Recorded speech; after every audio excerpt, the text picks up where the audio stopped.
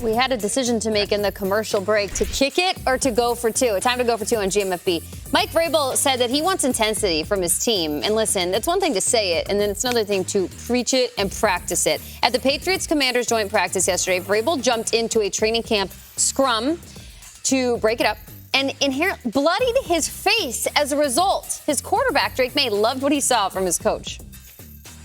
That's what we're trying to build, I think. And it starts with the coach, starts with the head coach, the intensity, bringing it every day, taking no crap, we're out there on the field. But also it comes at a time where with our guys offensively, you get over there and get some tussles and kind of have some penalties and extra after the whistle can get us in trouble. But for mentality, I like it. I think that's what you want. I mean, I almost got in there, but I think maybe another day, maybe. So we'll see.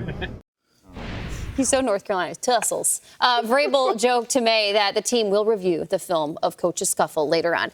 Guys, when you see a coach do that, when he preaches something but actually gets engaged in the action on the practice, does that make you want to play and fight for a coach like that even more? I don't know why Drake said he almost, if I saw my head coach charging, bro, I'm going head first. I'm probably going to beat you to the scrum. I think of the movie Remember the Titans when Julius tells Bertier, attitude reflects leadership, Captain. That's the attitude. That's the leadership you want. That's what we expected from Mike Vrabel after all of his, not even his coaching days, but his playing days with the Patriots. You saw how you played and how you led. So when I'm thinking about a true leader, look at the guy. He's in all the walkthroughs. He's in all the individual drills. He's putting on the vest with his own lineman and allowing himself to be punched in the face. That's something that I love to see. If I'm a player for Mike Vrabel, there's nothing I wouldn't do for you. So Drake Maye, get up in there, bro. Dive up in there. I don't care. Just get in there. Man, Ty, this is the time of year we need to hit somebody else, right? we're in training camp. We're tired of fighting each other. We're going to hit somebody else. When I saw Coach Vrabel do this, I'm like, of course he would. All the reasons you mentioned, he wants to get in the mix. Personally, I don't mind my coach doing that, but I was the type where if I saw a fight, I'm not going to get in there. It reminds me of Chris Tucker in Rush Hour, right? He walks up looking for Juntal. He gets kicked in the face, and he's like, who hit me? Who hit me? And for me, that's why I never really got into the mix. If there was a fight that broke out, I'm looking, I'm watching. I might go get Gatorade, Jamie. I'm not getting in there. I don't want to get hit for no reason. You know what I mean? Same reason why, if I'm out and there's a fight breakout, I'm getting out of there. I am not jumping in the mix. I'm not trying to break it up. I was at Boston College, and there was a fight with Donovan Ezeraku and Quentin Hutchinson, our other defensive end, and it literally went from the field into another room. These guys are 6'4", 6'5", 250, 270 apiece. No thanks. I'm not getting in the mix. Vrabel can handle himself, though. Yeah, he could. Will, you look like you're not getting in the mix. A pretty face like that. You don't want to mess any of that stuff, dude. That doesn't surprise me at all. What does that say about Manti, then? Manti looks like he would get in the fray? Yeah.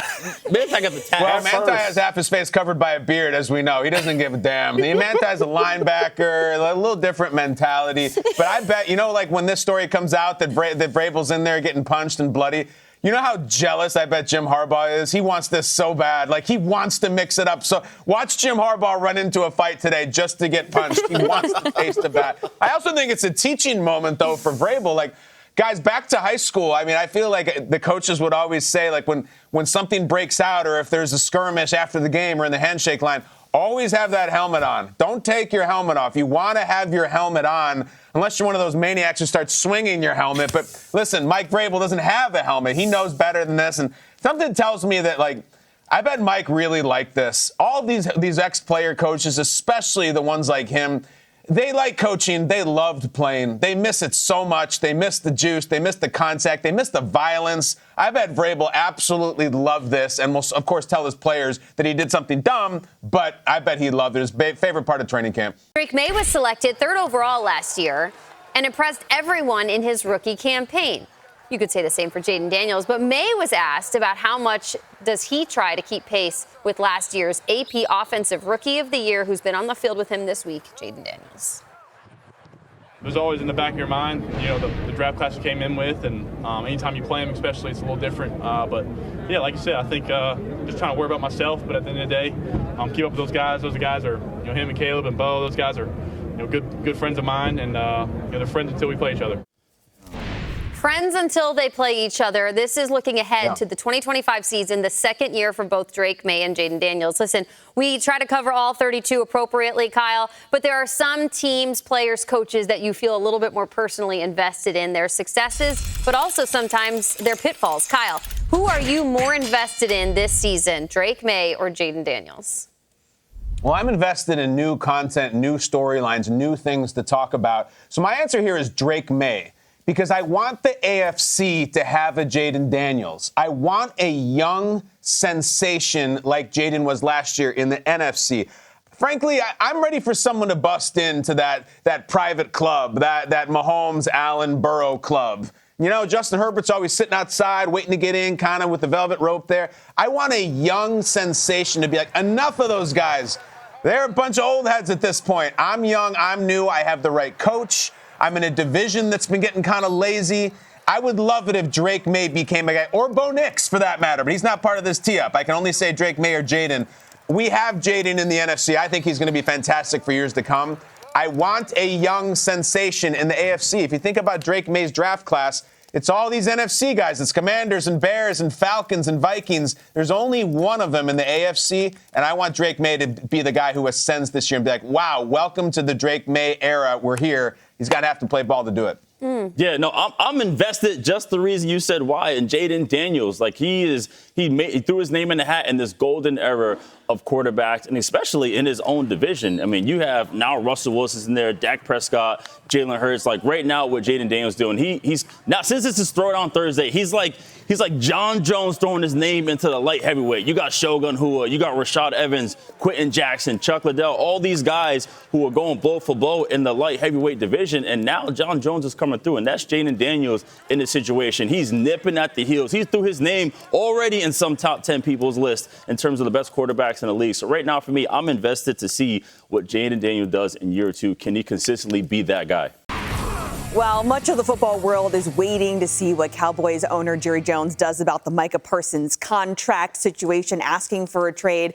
One former player is thinking, what if? After a Rams fan posted a picture of Parsons in a Rams jersey, you see it right here, Aaron Donald weighing in saying if Parsons went to the Rams, he might have to get in football shape. You see there on that last line, that D-line would be unreal. The reply, Micah Parsons, man, don't tell me info like that. The tag there, that is his agent. Donald retired back in March of 2024 after 3 Defensive Players of the Year awards, 8 All-Pros, and 10 Pro Bowls in his 10 years in the NFL. So this really got us thinking. There is a whole plethora of guys you wish just played one more season. If you, Manti, could have one more guy back out there, who you pick him? Man, first of all, that would definitely be scary. That'd be nuts. Like Aaron Donald still looks like he can play first and foremost. I don't think he'd need much time to get into football shape. That's for sure. But if I could watch one more guy play, it would be Sean Taylor. Like, oh yeah, from the time that he came out of Miami, going over to Washington, playing with the 36 first and switching to 21, the taped face masks, like the big hits, going on special teams, all the things that this man did, he really changed football in a way for me where, man, we're going to talk about UFC fights and knockouts like that. Like those hits that Sean Taylor had while he played for that team in Washington, man, it was the Pro Bowl, the fake punt where he just laid the punter out. Like, this was a guy who I really enjoyed watching. Somebody that I know a lot of people try to duplicate how he played the game. Here you go. That's it. And so, boom! Yeah. That's just beauty. That's beauty on the screen. I loved it. So, rest in peace to one of the best, Sean Taylor. I wish we could see him again. Good Lord. And it's funny, I got to play against him. He picked us off twice with no gloves when I was in Green Bay. For me, it's Barry Sanders. Like, he is the reason why I actually started playing football. I once saw a game when I was about 3 years old on TV and just seen him make everybody miss. And that was right there. Then I was like, I want to do that. And through his 10 years, Barry Sanders averaged over 1,500 yards, which is crazy. And he just needed 1,457 yards to break the all-time rushing record, which I was like, oh, this is the year. He's going to do it. He's going to make it happen. And then he retires, and it broke my heart. And so for me, just one more season.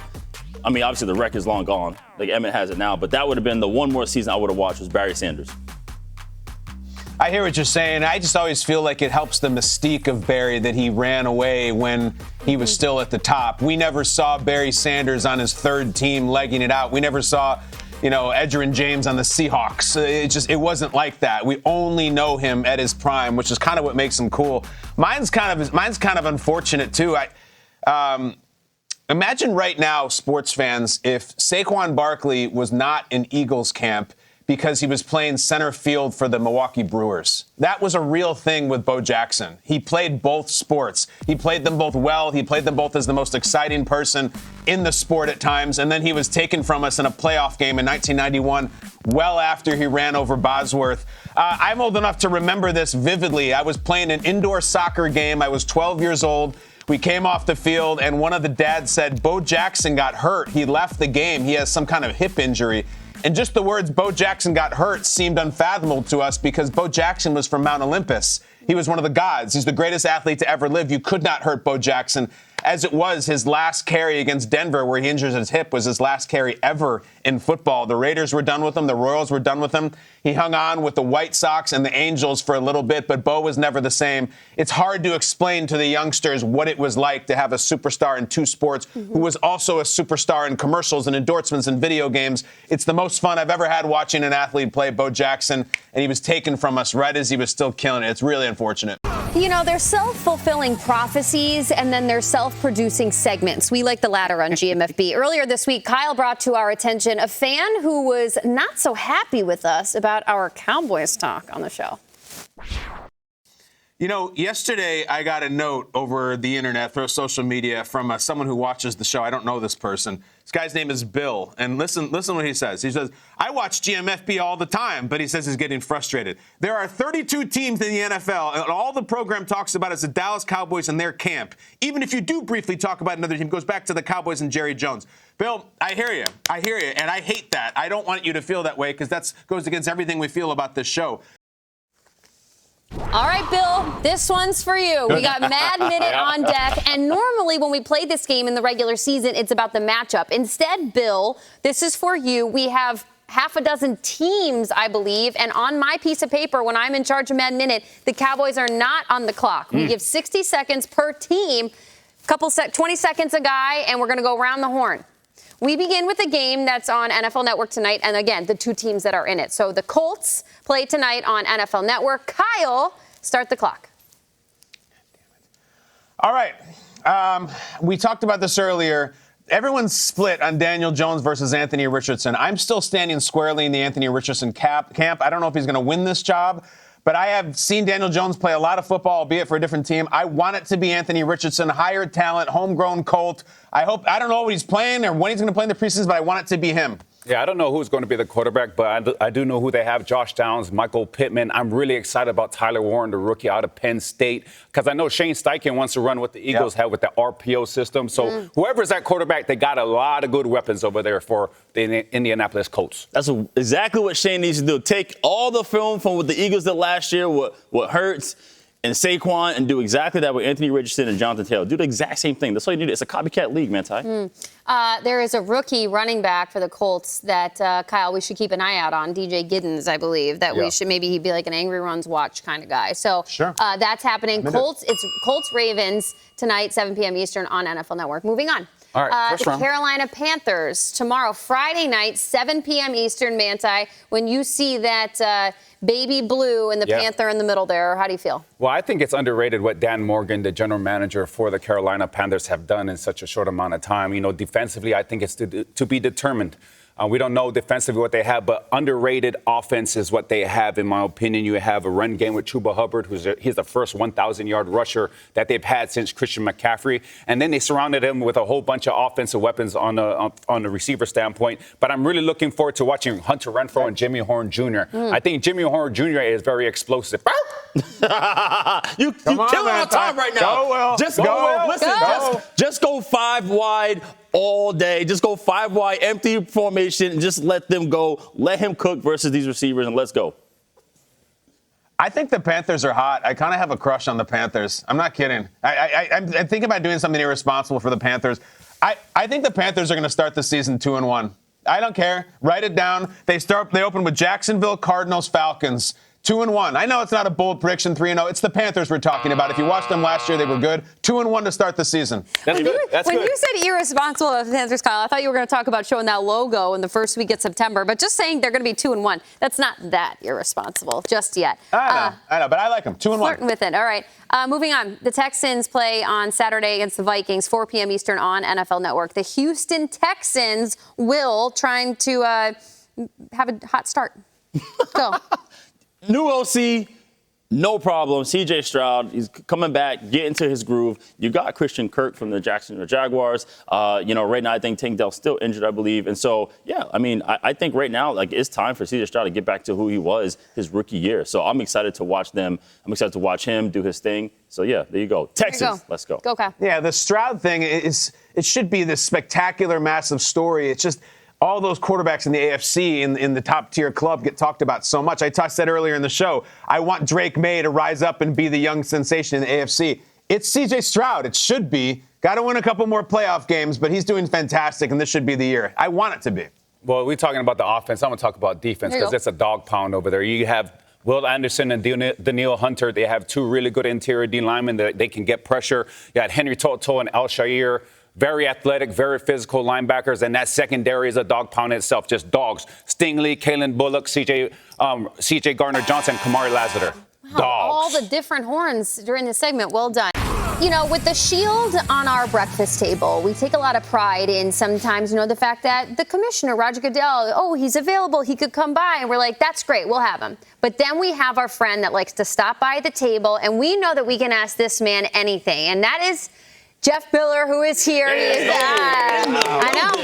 It's my favorite thing. And we love having you. You're so early here. Jeff, yes. Well, it's like we evening embrace for me it. now. Just so the good people of the league understand, this man, you're the EVP of Public Affairs and Policy, Player Health and Safety Initiatives for the NFL. So you come in, and as Kyle likes to say, and I'm not sure you're going to like this, we can ask him anything. Jeff can talk about anything.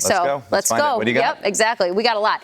We are a family. It's coast to coast in the NFL and international games as well. But the thing is about football is that when something happens to the league, to the game, we all feel it. And it's been a really hard week and a half. A terrible event happened at the league offices last Monday in New York City. How's everybody doing in the office building back in New York after the shooting? Well, thank you for raising it. It's been, I can't imagine a week like this in my professional life, and I assume most of the others of our colleagues across the NFL family, but most certainly in New York.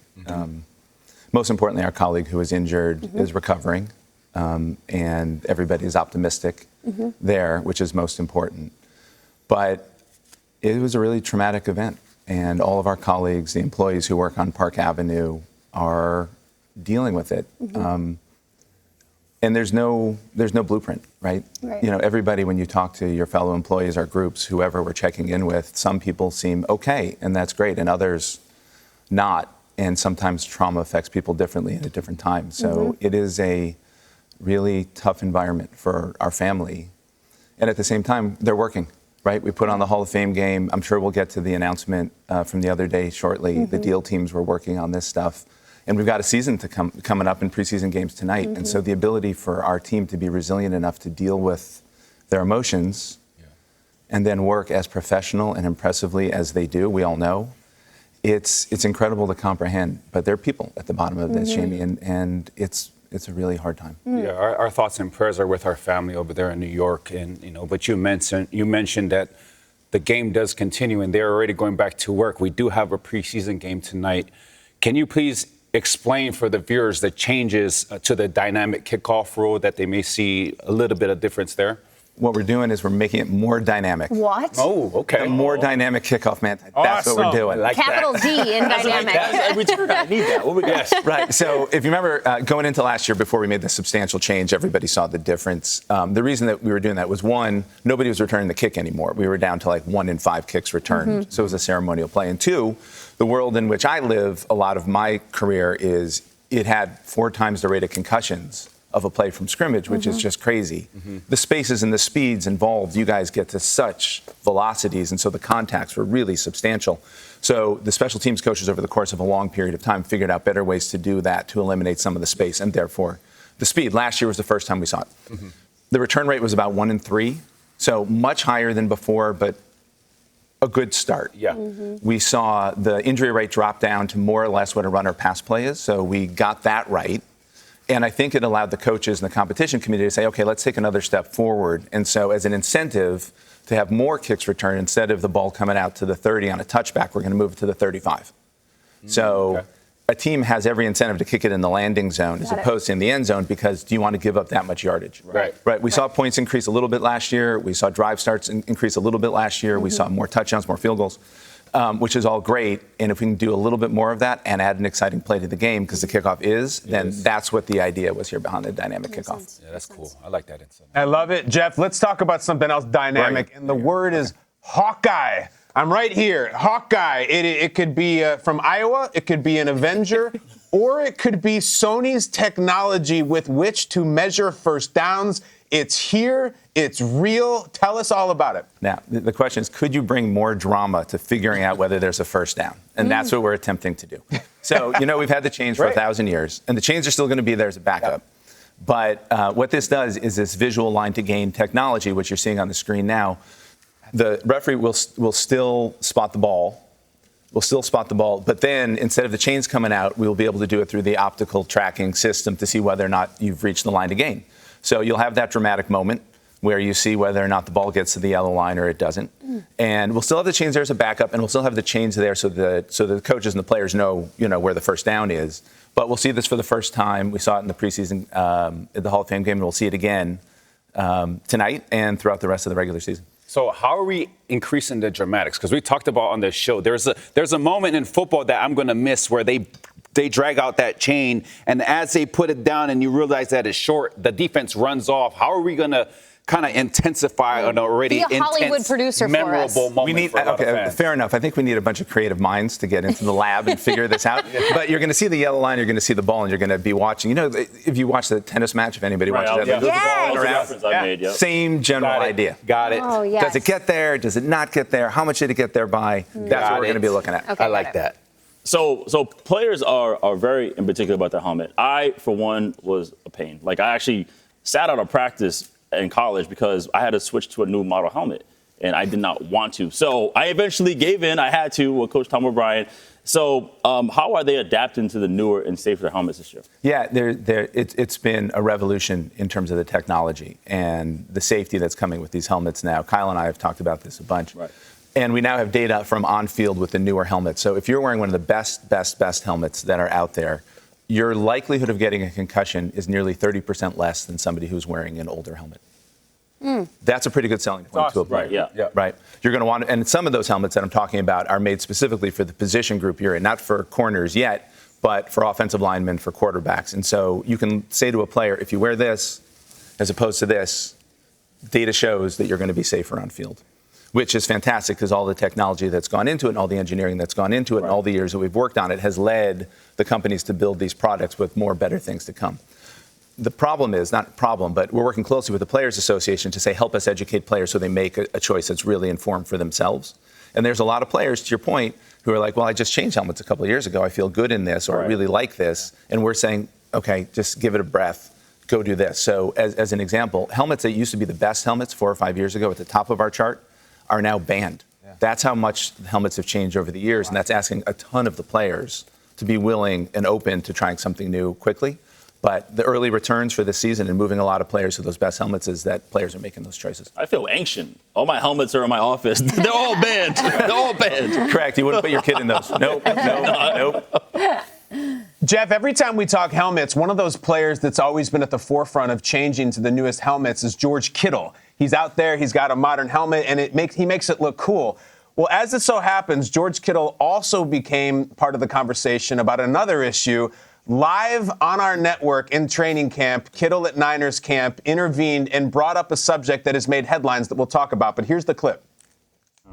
Our team got a memo today that smelling salts and ammonia packets were made illegal in the NFL. Wow. And I've been distraught all day. Okay. Illegal? He even said he's not practicing anymore. I considered retirement. Yeah, so they got to go ahead and bring that back for George Kittle. Yeah, so we got to figure out a middle ground here, guys. Somebody help me out. Somebody come up with a good idea. Fred, it's on you. Airing of grievances. Yeah, that's all I had to get out there. I'll get that off my chest. Okay, Jeff, so there was confusion. There were reactions. Clear this up. What is the NFL's stance on smelling salts in 2025? First, I love the spontaneity of live television. That was a great clip.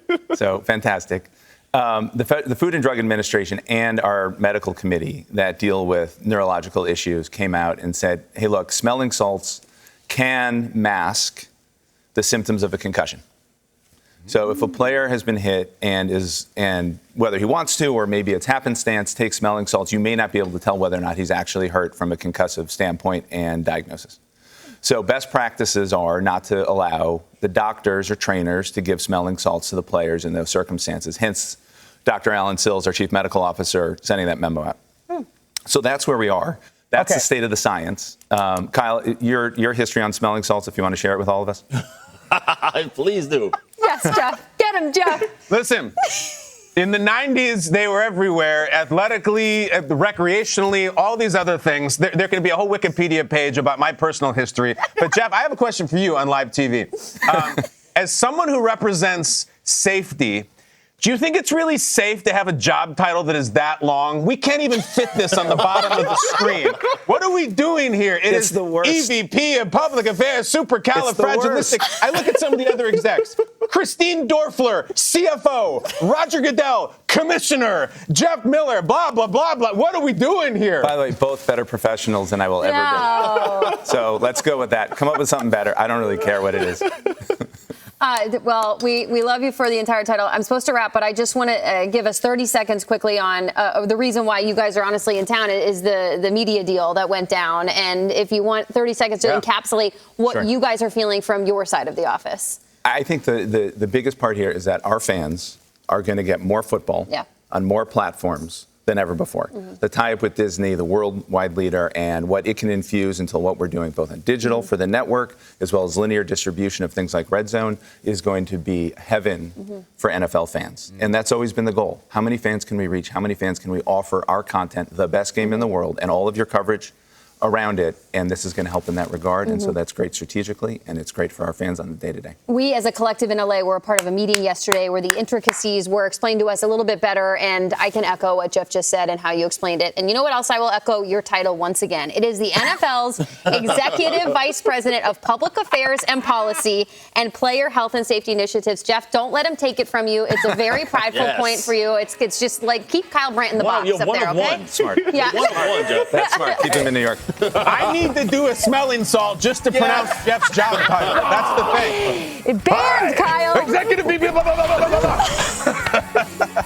It's hard not to look back. Before we get to the next question, I read this fascinating thing that took, Manti, to your point, when you look at just recent years of the Vikings, the expectation of the 2024 Vikings was just 6.5 wins. It was like they didn't know what was going on at quarterback. They jumped to 14. It was actually the biggest jump of preseason win total expectation versus what was put out on the field. The other two teams to have done that in such significant improvement were the 2004 Steelers, Ben Roethlisberger's first year, where they make it to the playoffs after being expected to win 7.5 games. They win 15. And then, Kyle, the 2015 Panthers, which I can't place. I was knee-deep in the SEC at the time. So the 8.5 win expected Panthers go to 15 wins. What happened with those teams in the next couple of years?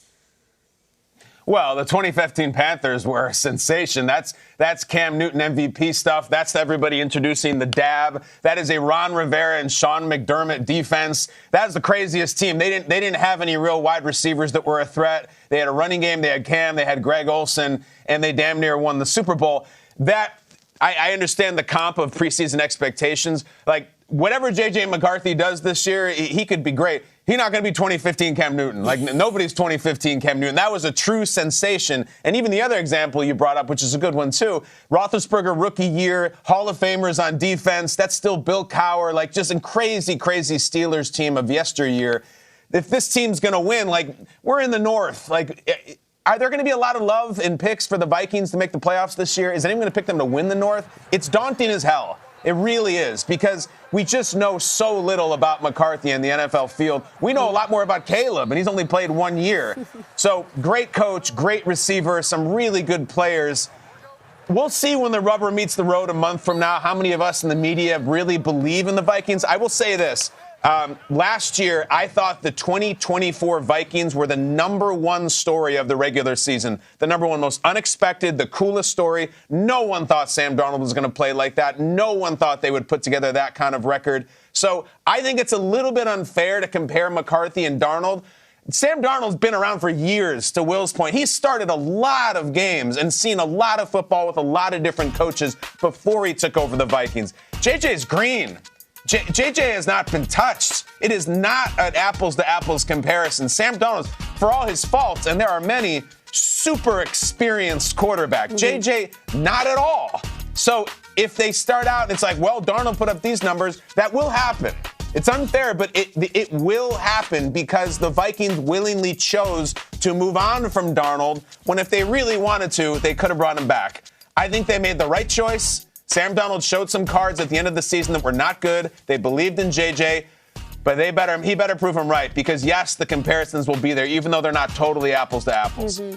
Yeah, I agree in terms of, like, the comparison will be there, but they'll be different because even, like, the quarterbacks that Manti mentioned, like, they were all, I guess, somewhat rentals, and there wasn't really, like, JJ's not going to be compared to a Vikings legend. It's not like when, Favre left and Aaron took over. You know, it's not going to be like that. So it's going to be a situation where he's going to have his own story. Sure, they're going to be like, man, we just had a hell of a season last year. We went 14-3.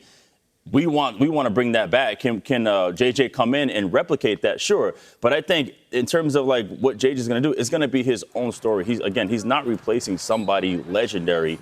He's still going to be in a situation where he can do his own thing. So comparison will be there in terms of like overall team success, but I don't think so with the quarterbacks. Well, the quarterback situation is going to be something to look at. Now, when you talk about Sam Darnold, I know, Will, you said it wasn't legendary, but it had to be something good enough to get him 3 years, $100.5 million contract, so that's just going to show like what type of year that Sam Darnold had for the Minnesota Vikings.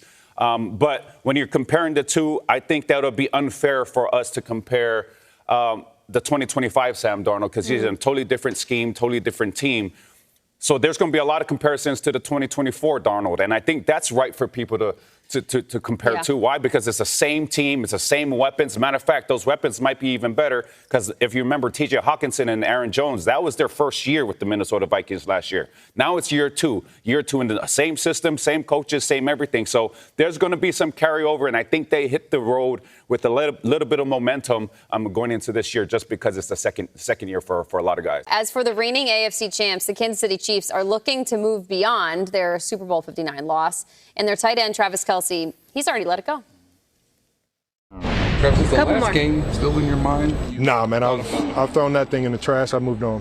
When did that moment sort of occur for you? I don't know. I thought it would happen sooner than you can imagine. I was pretty focused on this year in the offseason. All right, so none of us have played in a Super Bowl. No, just kidding, Will has.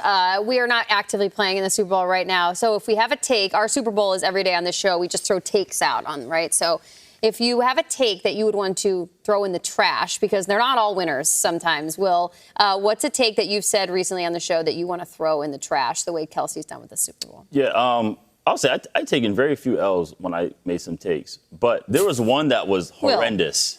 There was one horrendous. And I said, listen, I'm taking very few L's. I'm pretty legit here. Look, there was one here. Let's reset this segment on leading with humility. We're taking a take that we're throwing in the trash. It doesn't matter if you haven't taken L's. We might revisit this.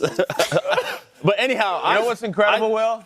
In trying to answer what take you would throw in the trash, you gave us a take that you would throw in the trash. That's an incredible piece of That's what I'm irony. saying. There you go, Will. This might be another one.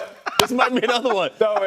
Listen here. I said a couple years ago that the Broncos and Russ in 2023 would be just fine, and I was dead wrong because on paper, when Sean Payton arrived and Russ was there after having Coach Hackett, I'm like, okay, this is legit.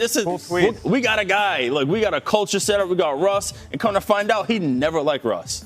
And so that just didn't. He got benched for crying out loud. So y'all look too funny. Yeah.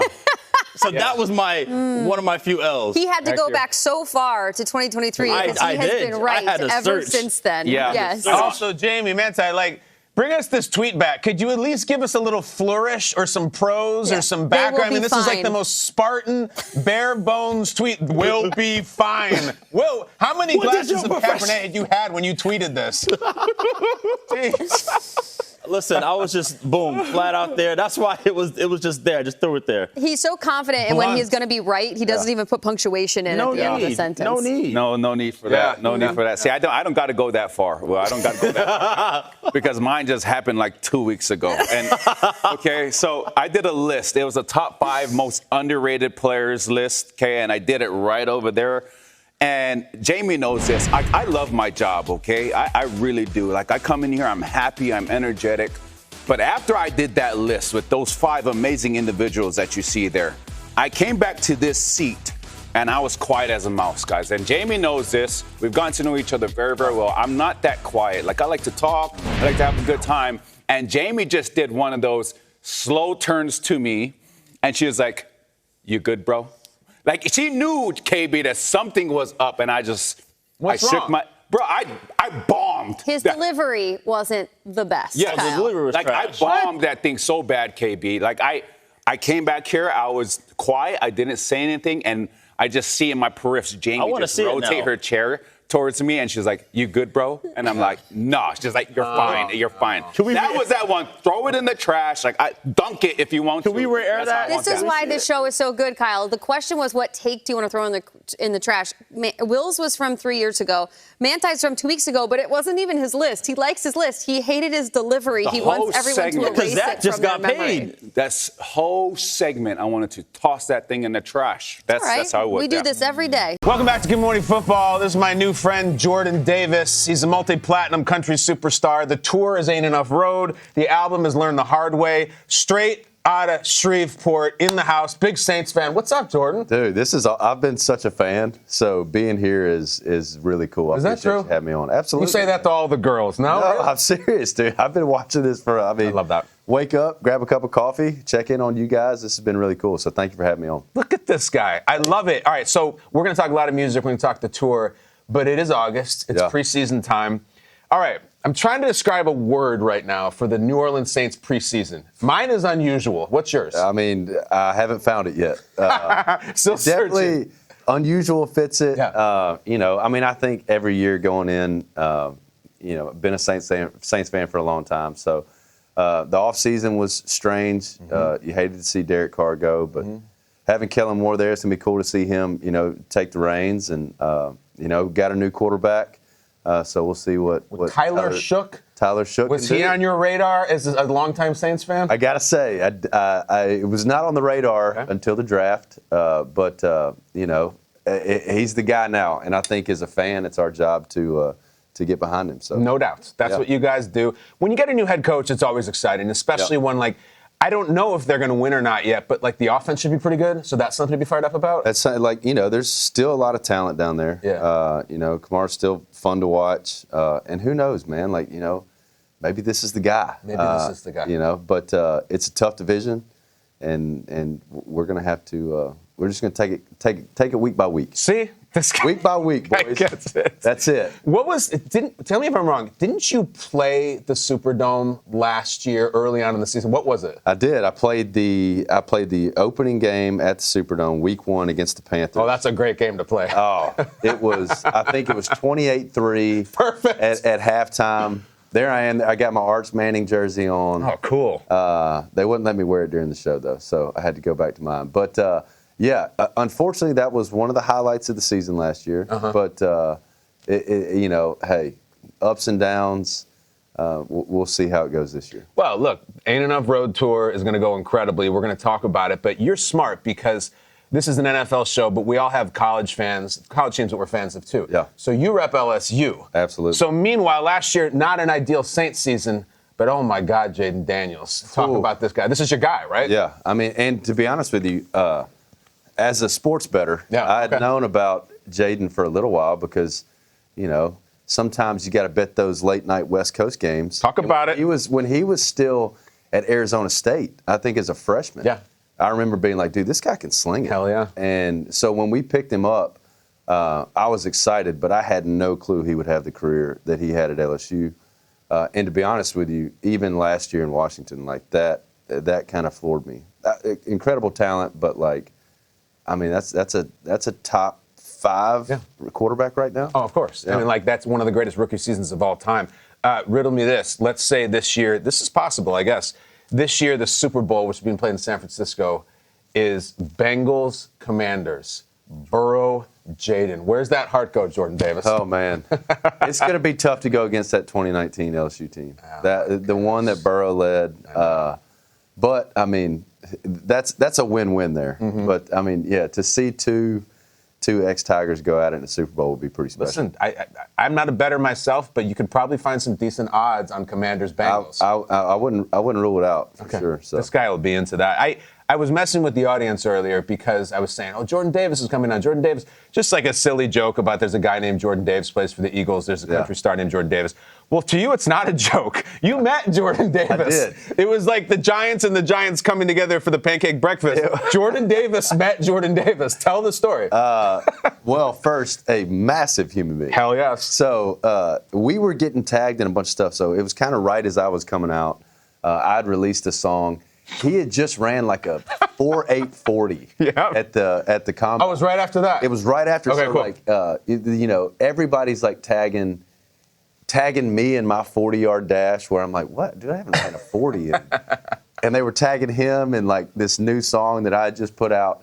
So we connected over Instagram, and then I played a show in Philadelphia, and the Eagles made it happen. I was able to go into the facility and got to meet him, hang with him for a little bit. I think we have video of it. Guys, if we have it, this is history. Jordan Davis meeting Jordan Davis. Roll it. Yeah. I actually got a chance to go hang out with him a little earlier today. And I got to say, he's got a great name. You know, he's got a great name. So can I get a loud go Birds for my boy Jordan Davis for the Philadelphia? 2 years ago. Look at that crowd. And, to be honest with you, I was so torn on that as a Saints fan because I knew I was going to get so much from buddies back home. And I did because I hit him with the Go Birds. But, man, it was cool to meet him. He came out. He knew I was an LSU guy. So he came out with his Georgia stuff there. So we had a little bit of fun with that. You got to wear the ring? Yeah, man. Wow. That's I got to meet him, Kelsey. Man, it was a cool day. And just to get to see like a NFL practice, the way those guys work. Yes. Uno came walking by, which was crazy. Getting to see Jalen Hurts. I mean, that guy is. You a fan? I'm a huge fan, and just the command he had in that building was pretty cool. So. What is it about him that you like? I mean, obviously Super Bowl winner, but what is it specifically? I think the coolest thing about that day was I'm sitting there talking to Jordan Miata. Yeah. And here comes Jalen Hurts walking down the hallway. There's 5 or 6 people, and it was like the parting of the sea. Like everybody got out of the way. And even me, like not knowing him, wasn't going to say hello anyway. I was just kind of like, oh, man, that's quarterback. Like, get out of the way, let him get to where he's going. Yeah. And for him to kind of already have that command, well, that's got to be a special dude. It's a great answer. The kids like to say aura. Yeah, I mean, it's really what it is. Like, and even, Miata saying that. It's like, hey, man, like, step out of the way. Uno's coming through. And I was like, you got it, dude. And you did. I already don't need to be here. I need to get out here. No doubt. Well, listen, this guy's coming through, too. Ain't Enough Road Tour. Love the title. Love what it stands for. Also, learn the hard way. All kinds of things going on for you just as football starts. Yep. Tell us about all of it and where can people see it and what's going to be about. Yeah, a brand new record called Learn the Hard Way coming out August 15th. Thank you very much. August 15th. And then the tour starts up September 11th, playing some amazing venues. Finally getting to check off Red Rocks in Colorado, the Greek in L.A. Awesome. And then coming up to New York and playing Radio City. So, I mean, those are 3 like bucket list venues for me. So tour is going to be amazing. This is my 3rd full-length record. And the most fun I've ever had making music. Yeah. So, we had a lot of fun writing this record, a lot of fun recording it, and that usually, equates to having a lot of fun singing it. So I think this is going to be the best record and the best tour we've ever had. So we'd love to see y'all out at it. Please go out and get and see this man. It's fascinating the way you broke down the venues because we talk a lot about Lambeau Field and Arrowhead. You have some on your bucket list you're going to hit. What are some on your bucket list you've already hit that are just fantastic places to play? Oh, man. There's a place called The Gorge out in Washington. Okay. We do a big country festival out there. That was a lot of fun. I got to tour with Luke Combs last year, and we got to hit a lot of NFL stadiums. So we got to play Highmark in Buffalo, which was, just got to be out there with the Bills Mafia. Got to do Cincinnati. Played in Santa Clara at the 49ers, so that was pretty sick. So, getting to play there, but then also getting to check out the locker rooms. Got to work out in a lot of the gym, so it was really cool. You're really cool, and you got a lot of stuff going Kyle. on. Like, you got a great vibe, dude. It's awesome to meet you. I love your stuff. My wife is a massive country fan. She was so excited you're going to be here. She gets me into country. Dude, that's awesome. It really is. Ain't Enough Road Tour. It's sitting there. It's going to be the best tour he's ever played. Learn the Hard Way is the album. He's never had more fun making music. And you know what? Maybe we meet next time and the Saints grabbed a wild card. Hey. Let's do it. I love that. Let's do it. Who dat? Yeah. That's exactly what we say. This is Jordan Davis. He's a friend of Good Morning Football. Go see him on concert coming this fall. It's going to be incredible. Awesome to meet you. Dude, appreciate it, Kyle. Thank you very much, dude.